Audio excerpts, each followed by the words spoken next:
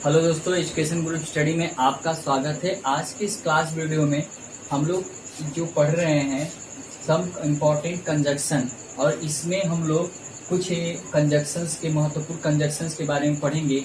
और पिछले वीडियो में हम लोगों ने कुछ इम्पॉर्टेंट कंजक्शंस के बारे में पढ़ा है कि उसका प्रयोग किस प्रकार से किया जाता है। तो आइए स्टार्ट करते हैं कुछ कंजक्शंस के बारे में कि किस प्रकार से इनका प्रयोग किया जाता है। तो सर्वप्रथम हम लोग देखते हैं कि नो, नॉट और नेवर के साथ आर का प्रयोग किया जाता है। नो, नॉट, नेवर के साथ आर का प्रयोग किया जाता है, यानी कि नो, नॉट और नेवर का मतलब नहीं, या नेवर का मतलब कभी नहीं, और आर का मतलब के अर्थ में जब अल्टरनेटिव के रूप में इसका प्रयोग किया जाता है इनके साथ, तो हमेशा आर का यूज होता है, नार का यूज नहीं होता है। हालांकि जब हम लोग नाइदर के साथ पढ़ रहे थे तो वहाँ पे निगेटिव सेंस में नार का प्रयोग हो रहा था, लेकिन अल्टरनेटिव के रूप में यानी कि वैकल्पिक विकल्प के रूप में जब हम लोग नो, नॉट और नेवर का प्रयोग करेंगे तो इसके साथ हमेशा आर का प्रयोग करेंगे, नार का प्रयोग नहीं करेंगे। और एक चीज जान लीजिए कि नो का जो प्रयोग होता है, नो का प्रयोग हमेशा किया जाता है पास के अर्थ में। जब इन हैज, हैव, हैड होता है तो पास के अर्थ में प्रयोग किया जाता है, जबकि नॉट का प्रयोग नॉट का प्रयोग हमेशा किसमें किया जाता है, टेंस वगैरह में किया जाता है। और नेवर का प्रयोग भी इस तरह से कभी नहीं के अर्थ में किया जाता है। ठीक है, तो जैसे पहला एग्जांपल से कि आई हैव नो चेयर और स्टूल, यानी कि आई हैव का मतलब आई मिस मेरे, हैव मिस पास, नो मिस नहीं, चेयर मिस चेयर अथवा स्टूल है, यानी कि यहाँ पे अथवा का प्रयोग किया गया है। नो के साथ अथवा का प्रयोग किया गया, कि जो अल्टरनेटिव के रूप में स्टूल है कि मेरे पास चेयर नहीं है, और अल्टरनेटिव के मतलब स्टूल भी दिया है वहाँ, तो जब स्टूल दिया हो तो वहाँ पे और का प्रयोग करेंगे, क्योंकि अथवा की बात की जा रही है, ना कि नार का प्रयोग करेंगे। ठीक है, तो मेरे पास ना ही स्टूल है और ना ही चेयर है, तो यहाँ पर हम लोग नो का, जैसे हैव के सेंस में नो का प्रयोग हो गया, और अल्टरनेटिव के रूप में और का प्रयोग करेंगे, यानी कि हमारे पास चेयर और स्टूल दोनों नहीं है। ठीक है, फिर सेकंड पे है कि I have never read about her, हमने या मैंने उसके बारे में कभी नहीं पढ़ा, और हियर्ड ऑफ हर, और ना ही उसके बारे में सुना है। यानी किसी की बात की जा रही है कि आई हैव नेवर, नेवर का मतलब कभी नहीं के अर्थ में, यानी कि ना ही, यहाँ पे दो क्रिया है, ना ही मैंने उसके बारे में सुना है, और ना ही उसके बारे में मैंने कुछ पढ़ा है। यानी किसी की बात की जा रही है, ना ही उसके बारे में पढ़ने की बात की जा रही है, और ना ही सुनने की बात की जाए, तो अल्टरनेटिव के रूप में आर की बात की जाएगी, क्योंकि यहाँ पे दो चीजें हैं, एक क्रिया हियर्ड है और एक रीड है, और दोनों को डिफाइन करना है, तो वहाँ पर आर का प्रयोग करके हम लोग कर सकते हैं। हालांकि यहाँ पे नेवर है, कभी नहीं है, निगेटिव सेंस में है, लेकिन अल्टरनेटिव के रूप में हम लोग आर का ही प्रयोग करेंगे। तो इस तरह से नो, नॉट और नेवर के साथ इसका प्रयोग किया जाता है। नेक्स्ट है हाउ एवर और बट का प्रयोग। हाउ एवर का मतलब जबकि या फिर तो भी के लिए होता है, जबकि बट का प्रयोग बल्कि के लिए होता है। ठीक है, लेकिन कभी भी हाउ एवर और बट का प्रयोग दोनों एक साथ नहीं हो सकता, दोनों में से किसी एक का प्रयोग होगा। जैसे यहाँ पे दोनों का यूज एक साथ, दोनों का एक साथ यूज नहीं होगा, केवल एक ही होगा, दोनों में से कोई किसी एक ही होगा। जैसे हिज बिहेवियर, उसका व्यवहार, how ever has not change, उसने चेंज नहीं किया, यानी कि उसका व्यवहार जैसा था वैसा ही है, तो भी उसने चेंज नहीं किया, यानी कि उसका व्यवहार जो भी था तो भी उसने चेंज नहीं किया। तो यहाँ पे हाउ एवर का प्रयोग करेंगे। जैसे कभी कभी होता है कि इनकरेक्ट सेंटेंस में आपको दे देगा यहाँ पे बट लगा कर देगा, तो ये सेंटेंस पूर्ण रूप से क्या है, निराधार है, गलत होगा। इसलिए हाउ एवर का प्रयोग जब भी होगा उसके साथ बट का प्रयोग नहीं किया जाएगा। ठीक है, आगे दो, आल दो और इवन दो, बड़ी इंटरेस्टेड और सबसे महत्वपूर्ण है, इसका प्रयोग अधिकतर किया जाता है। दो का मतलब भी यद्यपि, आल दो का मतलब भी यद्यपि, और इवन दो का मतलब यद्यपि, लेकिन अगर तीन वर्ड्स है तो तीनों का अलग अलग सेंस है। ठीक है, देखिए सबसे पहले दो का प्रयोग देखेंगे, फिर आल दो का। दो और आल दो का प्रयोग एक ही सेंस में, यानी कॉमन सेंस में ही प्रयोग किया जाता है, जनरल रूप से प्रयोग किया जाता है यद्यपि के अर्थ में। लेकिन जो पहले समय में, यानी कि कुछ समय पहले लिखने के सेंस में, यानी कि आप राइटिंग कर रहे हैं तो उस सेंस में अधिकतर आल दो का प्रयोग किया जाता है, जबकि स्पीकिंग के सेंस में हमेशा प्रेजेंट टाइम में दो का प्रयोग किया जा रहा है यद्यपि के अर्थ में। लेकिन जो इवन दो का अर्थ होता है स्ट्रॉन्गर सेंस में, यानी कि जहाँ पे पूरा दबाव की बात की जाएगी। यद्यपि मैं पढ़ता हूँ लेकिन फेल हो जाता है, यद्यपि मेरा एक्सीडेंट हो गया फिर भी मैं ठीक ठाक बच गया, तो यहाँ पे दबाव की बात हो जा रही है। से यद्यपि मेरे पास बहुत दोस्त हैं लेकिन कोई मुझे बचाने नहीं आया, तो यहाँ पे इवन दो का प्रयोग है। लेकिन जो आल दो और दो का प्रयोग है ये हमेशा एक कॉमन सेंस की बात की है, जनरल वे में इसका प्रयोग किया जाएगा। तीनों का अर्थ यद्यपि, मानो और हालांकि मतलब तीनों का अर्थ हो सकता है। इन तीनों का अर्थ विरोधाभास प्रकट करने के लिए किया जाएगा। एक कोई क्रिया है और मतलब एक सेंटेंस है और जो दूसरा सेंटेंस होगा ठीक एक सेंटेंस दूसरे सेंटेंस का विरोध प्रकट करेगा, यानी कि सीधे सीधे उसका उल्टा होगा, विरोध प्रदर्शित करते हैं। केवल एट का प्रयोग कर भी सकते हैं या नहीं भी कर सकते हैं। इनके साथ एट का प्रयोग हम लोग कर सकते हैं, ना कि बट का प्रयोग करेंगे। इसके साथ केवल एट का प्रयोग करेंगे और नहीं भी कर सकते हैं। अगर एट का प्रयोग कर रहे हैं तो हम लोग कामा वामा नहीं लगाएंगे। अगर एट का प्रयोग नहीं कर रहे हैं तो इसके स्थान पे कामा लगा के अगला सेंटेंस हम लोग स्टार्ट करते हैं। जैसे कि दो और आल दो का प्रयोग कॉमन सेंस में प्रयोग किया गया है। जैसे यहाँ पे दिया है कि he is my best friend, वह मेरा एक अच्छा दोस्त है। I don't like his behaviour दो, फिर भी यद्यपि he is my best friend, वह मेरा एक अच्छा दोस्त है। I don't like this behaviour दो, यानी कि दो को अगर यहाँ प्रयोग किया था तो इस तरह से कामा का प्रयोग नहीं होता, लास्ट में किया गया है। तो यद्यपि I don't like his behaviour, मैं उसका बिहेवियर, उसका व्यवहार पसंद हमें नहीं है, या मुझे उसका व्यवहार पसंद नहीं है, या मैं उसको लाइक नहीं करता हूँ। तो यहाँ पे कॉमन सी बात है। यद्यपि खाना बहुत अच्छा था लेकिन मैंने नहीं खाया, एकदम बिल्कुल कॉमन सी बात है।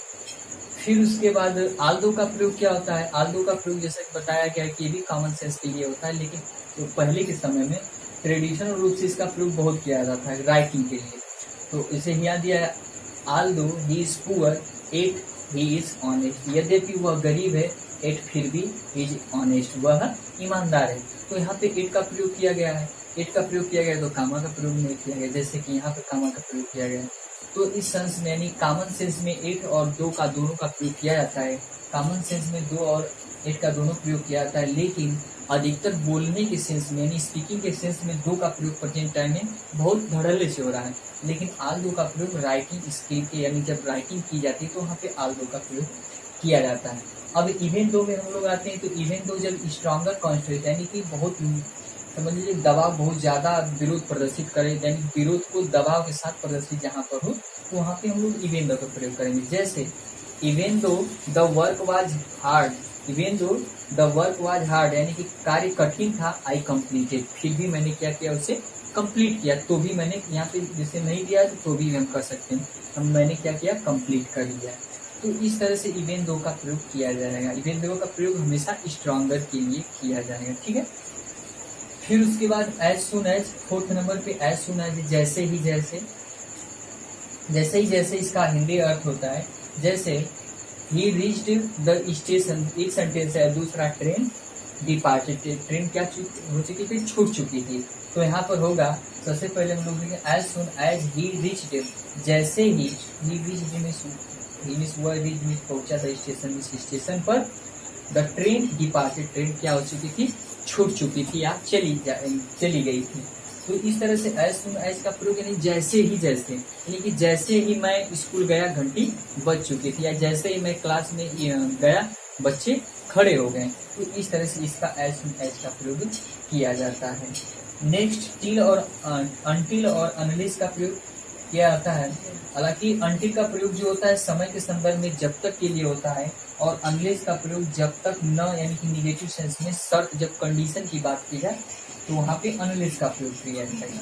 जैसे अनटिल के लिए जब तक यानी समय के संदर्भ में कैसे प्रयोग किया, I will stay here, I means मैं, will means stay, will means दागी, स्टे मीन्स ठहरूंगा, हियर मीन्स यहाँ, अनटिल यू रिटर्न जब तक कि तुम नहीं आते हो। यानी कि एक जो टाइम है, फिक्स टाइम, उस टाइम तक आने तक मैं यहीं पे ठहरूंगा, यानी तुम्हारे आने तक मैं यहीं पे ठहरूंगा। तो वहाँ पे अनटिल का प्रयोग किया जाएगा। और एक टिल भी होता है, तो टिल का मतलब तक, यानी कि एक निर्धारित समय तक आ जाना, ठीक है। और अनटिल का मतलब उसके भीतर ही भीतर, ठीक है।